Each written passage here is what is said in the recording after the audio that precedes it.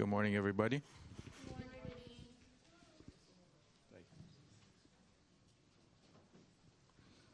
Let's try again.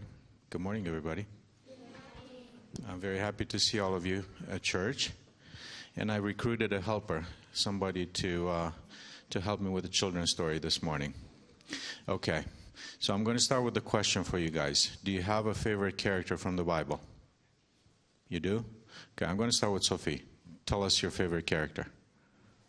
Esther. Okay, why Esther?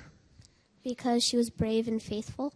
Okay, let's pick a boy next. JD, you want to tell us who your favorite character is? Moses. Moses. Why Moses? Because he gave us laws. God gave Moses laws so he can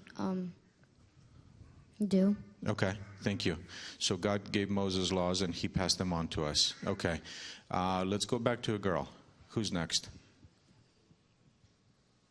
Anybody? Okay, let's go back to a boy. And Kara? David, because he fought Goliath. Okay, thank you. Renee?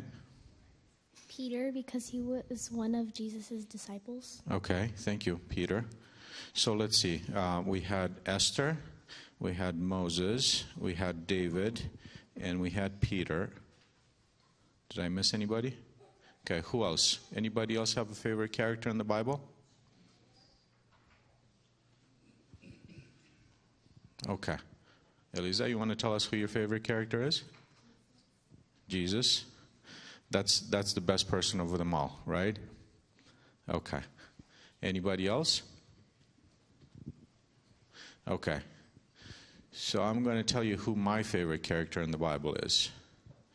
Maybe the most favorite, because I have several favorites.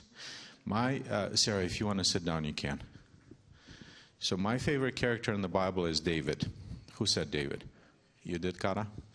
But do you know why David is my favorite character? Anybody have any guesses? Okay. Because he trusted in God. Because he trusted in God. That's a great answer. And I think you're pretty close to what I'm thinking. I like David because David screwed up big time. Yeah. Do you know when David screwed up? When he made mistakes? Big messes? Can you think of any example when David made a mess of things? You can? Okay. If some people look at David's life, they could call David a murderer. He was a liar and he was a cheat and he disobeyed God and he did all sorts of bad things. But strangely enough, God said that David was a man after his own heart.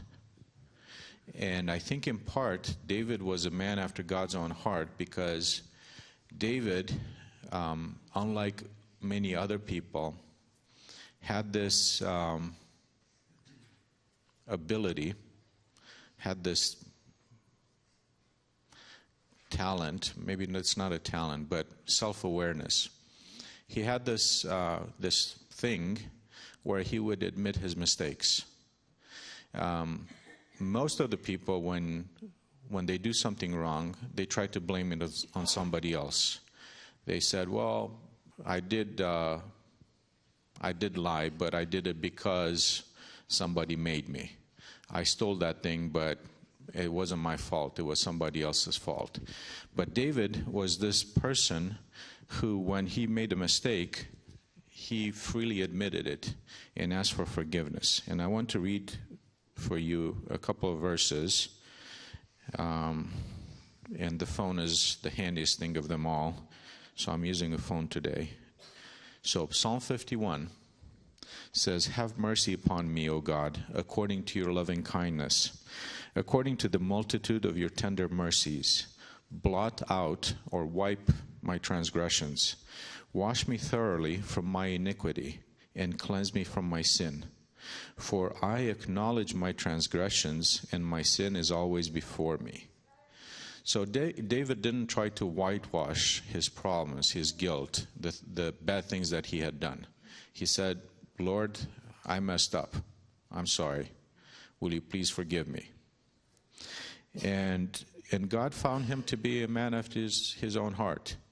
In fact, when future kings of Israel would end their lives and the historians would write about them, often they would say he did good, just like his father David before him, or he was a bad king, unlike his father David before him. So in some ways he was thought to be the standard, the gold standard of the kings of Israel. So David says a few more things here. He says, "Purge me with hyssop, and I shall be clean. Wash me, and I shall be whiter than snow. Make me hear joy and gladness, that the bones you have broken may rejoice. Hide your face from my sins, and blot out all my iniquities." And then he says, "Create in me a clean heart, O God, and renew a steadfast spirit within me. Do not cast me away from your presence, and do not take your Holy Spirit from me. Restore to me the joy of your salvation, and uphold me by your generous spirit." Do you ever make mistakes? What do you do when you make mistakes? Do you try to cover them up?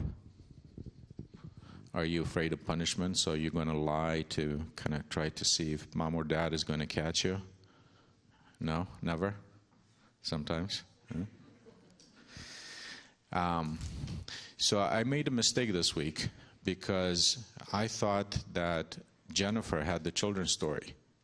And so yesterday, or maybe the day before, I was getting ready to text Jennifer and say, "Hey, Jennifer, are you ready to have the children's story this Sabbath?"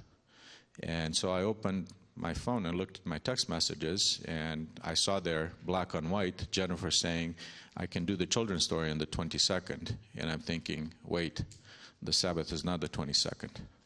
I messed up. So, everybody messes up.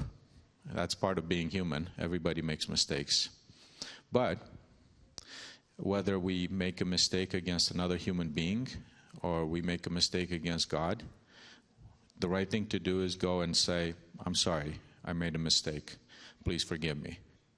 And you'll find out, I think, you'll find out that most people, and certainly God, most people are willing to forgive you. And God is always willing to forgive you. That's the lesson for this morning. Thank you for paying attention. You may go back to your seats.